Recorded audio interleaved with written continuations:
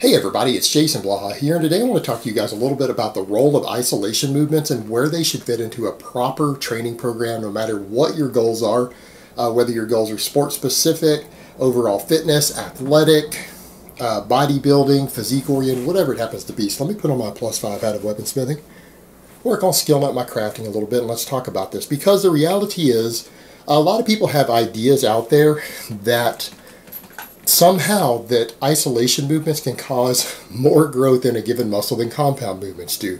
The truth is, when you look at the science or even look at basic biomechanics in a human being, it should be obvious that that really isn't true. That isn't the case. What you find is that occasionally there are isolation movements that work certain parts of a muscle or certain performance elements of a muscle more so than the popular or more common compound movements that you're doing. And what I mean is, like for example, the tricep. Most chest presses, whether it's a weighted dip, a bench press, a dumbbell bench press, works the lateral and the medial head of the tricep more. The long head doesn't get worked as much because it has a different function from pressing to the front. It has to do with the extension of the shoulder and rotation of the shoulder, so it needs to be stretched this way in order to work it better. Now that can be done to some extent with a lot of overhead pressing or behind the neck presses. But the reality is most people's pressing, most of their pressing for their triceps is going to be with some sort of bench press or a dip. And that simply works those heads more. So if a person was going to isolate the triceps, they would probably want to do something that focuses on the long head a little more if their goal is overall development. Because quite frankly, there's no reason you can't maximize development on these heads of the tricep with a straight bench press. And it's interesting because we've had studies done on this. A lot of people want to argue these things, and so it's been studied, and there have been multiple studies done at this point. I've linked a lot of them in the past that show that for noob lifters, at least people who have been in the gym less than a couple of months, just early on in their training, that when they do studies, if these people do lat pull downs versus lat pull downs plus curls, they don't gain any more muscle in their biceps by adding curls in. And if they bench press, adding a tricep extension doesn't put more muscle on than the people who just bench press. So when they break them into two groups of people who bench press and lat pull down, gain just as much muscle in their arms when they measure it with actual equipment to measure it, not a tape measure. They actually measure with MRIs and things the amount of muscle mass through there. They gain just as much muscle. And it's not because they aren't being worked more by the other exercises thrown in. It's that a muscle can only grow so fast. You can only stimulate a muscle so much and still get extra growth from the stimulation. And people need to understand that. Coming in and just beating on a muscle for an hour is not going to stimulate more growth than a few high quality sets for it. Particularly once progressive overload is added in. It's progressive overload that is your driving force behind muscle growth. Total workload done determines how much that muscle grows to some extent, and that is an important factor, and training volume is workload. All right, that is workload, but it's not just your sets and reps. The amount of weight and force that are involved are also important too. So there is a progressive overload element with all of that. But those are all factors, and the fact of the matter is, beyond a certain threshold, adding extra work starts to taper off real quick in terms of adding extra muscle. Meaning you could, if you have a good program, you're putting a good amount of work in for a muscle, doubling the amount of work that muscle does might only give you a 1% or a 0.5% increase in growth. So people need to understand it's a massively diminished scale at a certain point, particularly once you've got sufficient stimulation there. And as people get a little more advanced, they need a little more stimulation. So there is a certain point to where adding isolation movements in for a weak point start to become helpful. For noobs, they don't seem to be. They're only done there to keep them interested in a program. That's the only reason to throw curls and triceps extensions into someone's program who's been training less than a year, like a new program. The only reason any of us do that, including myself, is so that the kids will actually run the program. They're not gaining any more arm muscle from it. The data on it's pretty conclusive. Furthermore, when we look at people who are a little more advanced and study it, what do we find? When we compare the two, like we put a group on only lat pull downs versus only curls, you know what? They gain the same amount of muscle in their biceps. They don't get bigger biceps by doing just curls with no other pulling movement versus people who do just lat pull downs. Both of them gain the same amount of muscle in the bicep. Isolation movements aren't any better than compound movements for adding muscle to a muscle group. They simply aren't. They're useful for changing proportions. So what I mean is, let's say you've been focusing really heavy on the bench press. What are the main muscles involved in the bench press?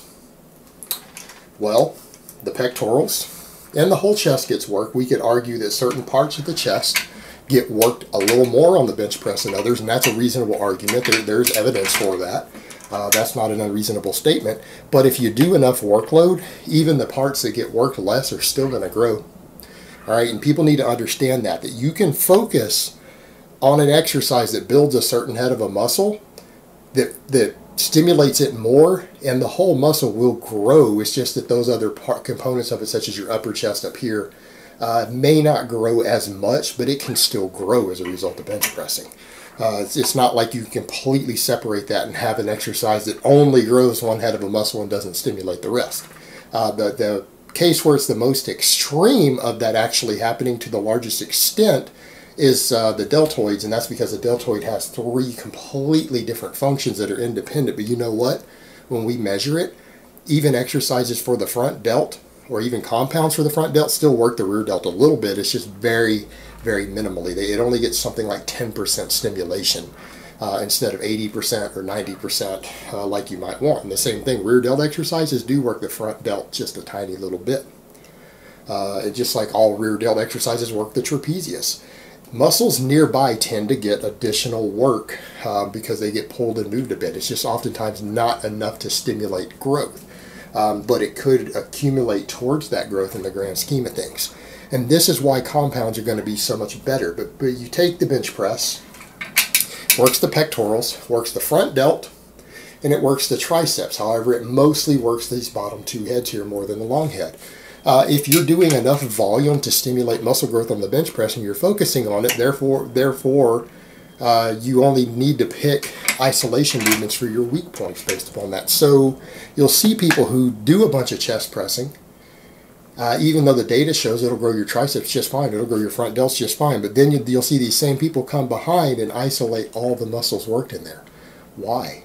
You're not going to stimulate additional growth. You could have done, if you think you needed more growth in all of those muscles, you could have just done some more bench press. And that's where we get to inefficiency. It doesn't ever make sense to isolate all the muscles involved in a compound movement that you're focusing on. Just do more of the compound. Because the reason we would add isolation work is because you're not proportioning out right. Meaning either aesthetically for people who care about that stuff, or from a performance perspective, you have a performance element related to one of those muscles that isn't developing fast enough, in which case then you would isolate it. So someone who's doing that with the bench press, they might look at that and say, well, my front delts are growing fine, my pecs are growing fine, but my triceps aren't getting the stimulation I want. Maybe they should go and do some extra isolation work for their triceps, and that makes a lot of sense. However, they need to make sure that they're actually working them, hopefully in a way that gives a different stimulation. Meaning their triceps aren't getting enough stimulation. I would probably recommend that they pick an exercise that focuses more on the long head. Why? Because it's probably the one getting the least growth. That's probably what's causing it to lag. But they need to understand, if the bottom 2 heads still had any growth potential left, the lateral and the medial head, that work for the long head will still stimulate those further as well. So they'll continue to grow unless they were pretty much pushed to their maximum recoverable volume already from the amount of bench pressing you're doing.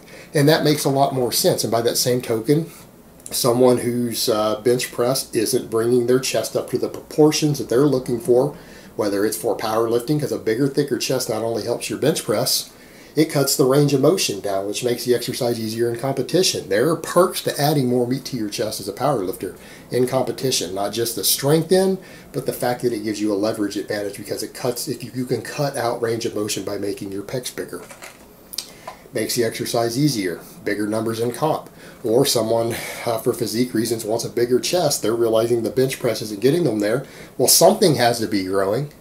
So clearly their triceps and their delts are getting the most growth. And if they're not, then they just need to focus more on heavier pressing in general and get more workload in, because they're just not stimulating enough growth.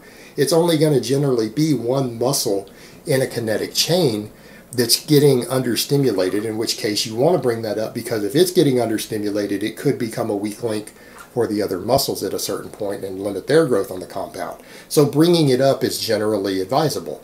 So if it happens to be your pectorals, then by all means do some extra chest work. You could isolate your chest at that point. Or you could even find another compound that works the chest differently, maybe your upper chest. needs to be worked. So you could come in and do some incline dumbbell presses, or you could do some incline dumbbell flies. If you feel like your delts and triceps are getting sufficient stimulation, it obviously doesn't make sense to throw in another compound that you don't need and further fatigue your recovery, because a simple isolation movement by itself for one muscle probably won't noticeably impact your recovery. So occasionally it does make sense to do that for a lagging muscle, even if a compound might add more overall volume. And it's kind of like, the point I would make the same thing when it comes to all this stuff. Everyone's obsessed with traps lately in my comments.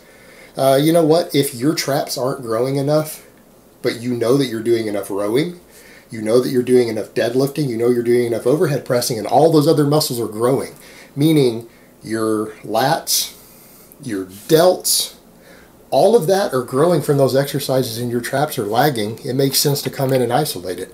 You know what? There is a function of the traps not being worked sufficiently by all those lifts, and that's probably the fact that it's there to raise your shoulders.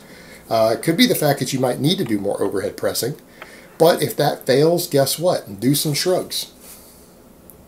Shrugs are probably the very best trap isolation movement ever, because they not only stimulate the traps, they work an angle of the muscle that doesn't get worked as much on these other exercises. It wouldn't make sense to do some of the other stuff people are talking about to bring it up at that point. Just come in and do some shrugs. Why? Because they're not going to impede your recovery very much. It's just one exercise. Do some shrugs for your traps.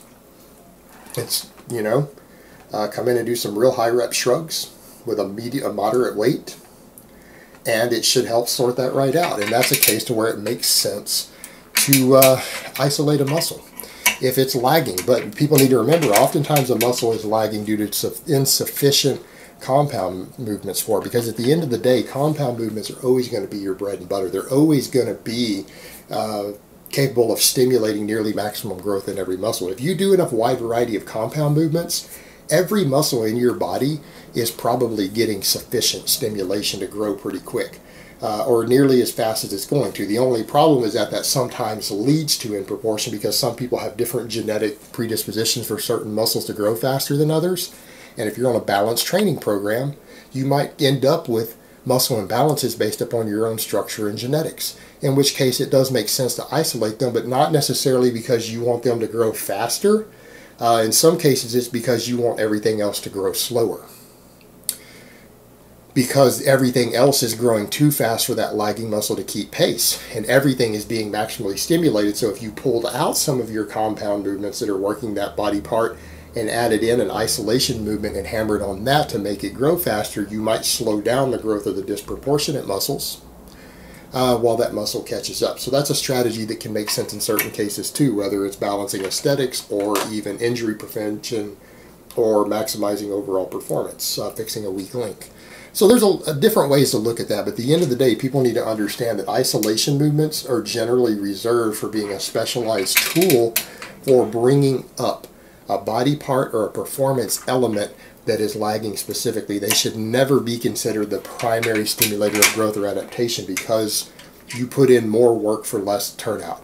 Meaning if your lats need to grow tremendously and your biceps do, it probably makes a lot more sense to focus on doing really heavy chin-ups rather than maybe just doing some lat pull-downs and a bunch of curls.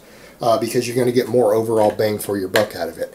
You're going to get really, really good stimulation in both of the muscles, rather than having to come through and do multiple new exercises and extra time spent for basically less return on your time and effort in the gym. So again, it's all about really just balancing and allocating priorities in a way that makes a lot of sense. And remember, at the end of the day, if you're on a balanced training program with good progression on a wide variety of big heavy compounds, you might not need isolation movements at all. It's really going to come down to the individual, their goals, and their individual genetics and structure. Alright guys, but that's really all I have to say on that today. I hope it's been informative, and I will talk to you guys next time.